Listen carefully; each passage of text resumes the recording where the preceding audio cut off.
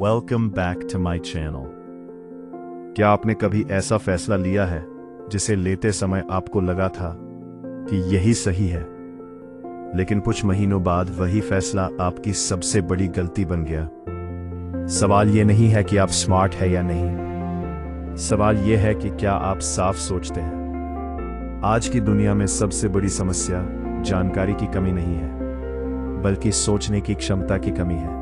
हम हर दिन सैकड़ों फैसले लेते हैं, किससे दोस्ती करना है, किस करियर को चुनना है, कहाँ पैसा लगाना है, किस रिश्ते को बचाना है, और अक्सर हम सोचते हैं कि हमने लॉजिक से फैसला लिया है। लेकिन सच्चाई, ज्यादातर फैसले हमारे इमोशंस, ईगो और इंपल्स लेते हैं। शेन पैरिश अपनी किताब क्लियर थिंकिंग में बताते हैं कि आपकी सफलता इस बात पर कम निर्भर करती है कि आप कितने इंटेलिजेंट हैं, और ज्यादा इस बात पर कि मुश्किल समय में आप कितना क्लियर थिंक कर पाते हैं। आज इस वीडियो में हम किताब के हर मुख्य अध्याय को उसी क्रम में समझेंगे, और अंत तक आपको एक ऐसा मेंटल फ्रेमवर्क मिलेगा जो आपकी पूरी डिसीजन मेकिंग बदल सकता है। लेकिन ध्यान रहे, आखिरी प्रिंसिपल सबसे पावरफुल है, और वही ज्यादातर लोग कभी सीख ही नहीं पाते। तो चलिए शुरू करते हैं। Chapter 1, the enemy is reacting. Shane parish कहते हैं, हमारी सबसे बड़ी समस्या गलत फैसले नहीं है, बल्कि रिएक्शन मोड है। कोई आपकी बुराई करता है, आप तुरंत जवाब देते हैं। कोई मैसेज इग्नोर करता है, आप ओवरथिंक करने लगते हैं। मार्केट गिरता है, लोग पैनिक में बेच देते हैं। यानी हम सोचते कम है, रिएक्ट ज्यादा करते हैं। और यही हमारी सबसे बड़ी कमजोरी है, क्योंकि जब इमोशन ड्राइवर सीट पर बैठ जाता है, लॉजिक पीछे छूट जाता है। जरा सोचिए, अगर किसी ने आपके ऊपर गर्म चाय गिरा दी, तो क्या आप उसी गुस्से में पूरा कप उसके ऊपर फेंक देंगे? अगर हाँ, तो शायद आपको जेल की हवा भी खानी पड़ सकती है। हर बड़ा नुकसान पहले एक छोटे रिएक्शन से शुरू होता है। इसलिए अगली बार रिएक्ट मत कीजिए, पॉज कीजिए। यही से क्लियर थिंकिंग शुरू होती है। लेकिन सिर्फ रुकना काफी नहीं। नेक्स्ट लेसन बताता है कि हमारे अंदर 4 ऐसे दुश्मन रहते हैं जो हमें हर दिन गलत फैसले लेने पर मजबूर करते हैं। Chapter 2, know your default reactions. Shane बताते हैं, हम सबके अंदर 4 डिफॉल्ट एनिमीज होते हैं: इमोशन, ईगो, सोशल प्रेशर और इनर्शिया। इमोशन कहता है अभी कर, ईगो कहता है मैं गलत नहीं हो सकता, सोशल प्रेशर कहता है सब यही कर रहे हैं, और इनर्शिया कहती है जो चल रहा है चलने दो। इन चारों की वजह से लोग गलत रिश्तों में रहते हैं, गलत नौकरी नहीं छोड़ते, गलत बिजनेस में पैसा डुबोते रहते हैं। क्यों? क्योंकि डिसीजन उनका नहीं, उनकी डिफॉल्ट प्रोग्रामिंग ले रही होती है। एक सवाल, अगर पूरी दुनिया किसी गड्ढे पे कूद रही हो, तो क्या आप भी कूदेंगे? उम्मीद है नहीं।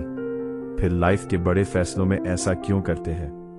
लेकिन इन दुश्मनों को पहचान लेने के बाद भी गेम खत्म नहीं होता। अब आपको सीखना होगा कंट्रोल वापस कैसे लेना है। Chapter 3, create space between stimulus and response.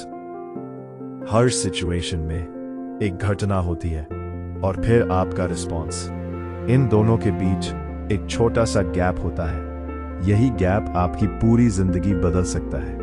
कोई आपको इंसल्ट करे, 10 सेकंड रुकिए। कोई इन्वेस्टमेंट दिखाए, 24 घंटे सोचिए।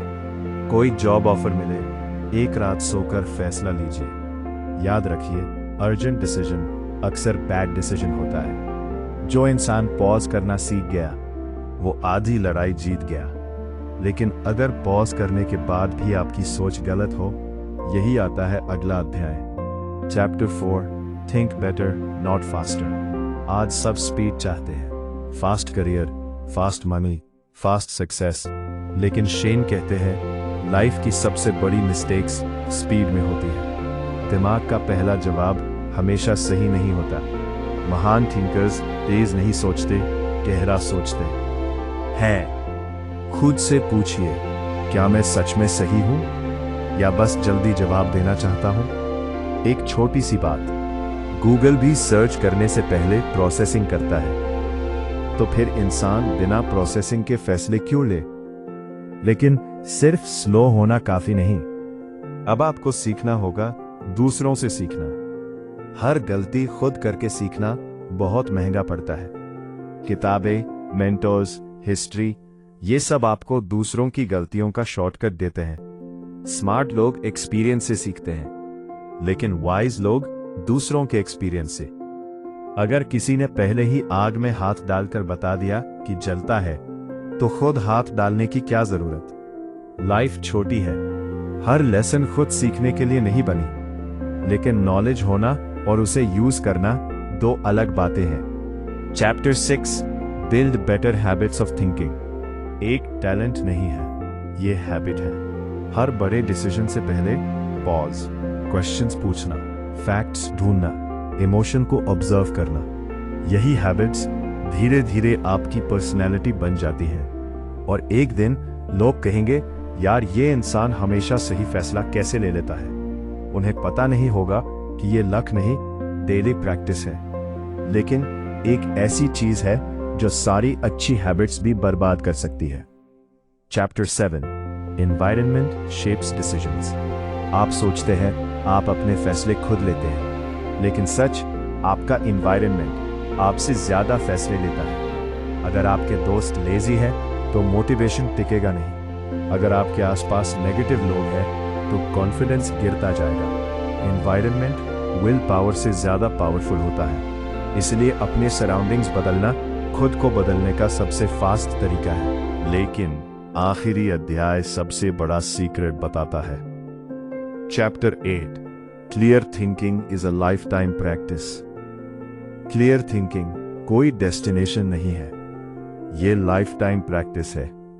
हर दिन, हर डिसीजन आपको दो रास्ते मिलेंगे, रिएक्शन या रिफ्लेक्शन, इमोशन या विजडम, शॉर्टकट या लॉन्ग टर्म थिंकिंग।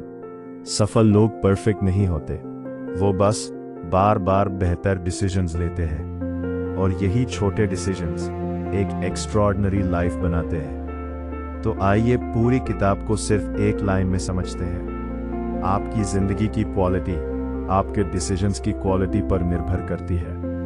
अगर आप इमोशन से फैसले लेंगे तो रिग्रेट मिलेगा।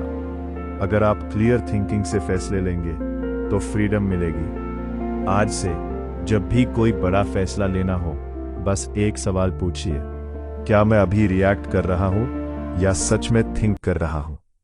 यही सवाल आपकी पूरी जिंदगी बदल सकता है। अगर आपको आज की वीडियो पसंद आई तो इसे लाइक कीजिए, चैनल को सब्सक्राइब कीजिए और बेल आइकॉन दबाइए, ताकि ऐसी ही पावरफुल बुक समरीज आप मिस न करें। अब एंड स्क्रीन पर जो अगली वीडियो दिखाई दे रही है, उसमें हमने बताया है कि कैसे अपनी सोच और आदतों को बदलकर आप अपने पूरे जीवन की दिशा बदल सकते हैं। उस वीडियो को अभी देखिए, क्योंकि क्लियर थिंकिंग के बाद अगला लॉजिकल स्टेप वही है, और यकीन मानिए उसे देखने के बाद आपकी लर्निंग पूरी तरह कंप्लीट हो जाएगी।